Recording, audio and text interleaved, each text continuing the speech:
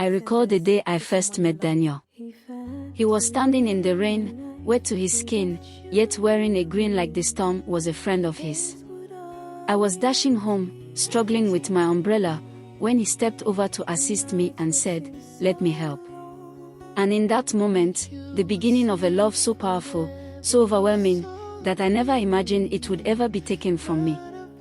Daniel was everything I never knew I needed: kind, patient, and kinder than measure. Where I was shy, he was fearless. Where I saw walls, he saw doors. He made life look like an endless summer of laughter and possibility. Our wedding had been small, but flawless. When he whispered softly, "You are my life," into my ear that day, I had felt it in my very being. And for all those years, he demonstrated it to me, waking me up with a breakfast tray each morning, softly kissing my forehead before he left for work, holding me when nightmares of the past crept into our bed. But one day, everything changed. It started with a headache.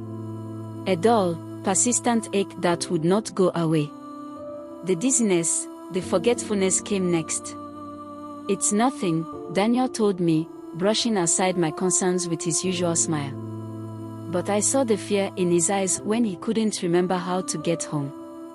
The diagnosis shattered our world. A rare neurological condition, progressive and unforgiving. The doctor's words cut like knives: "There's no cure." I cried for days, but Daniel. He smiled. "We still have time," he whispered, his fingers outlining my face with their warm gentleness. "Let's make the most of it." And we did. We traveled to the places we had always talked about. We danced in the living room to the music that meant something to us. We spent nights lying out under the stars, speaking impossibilities that we knew would never happen.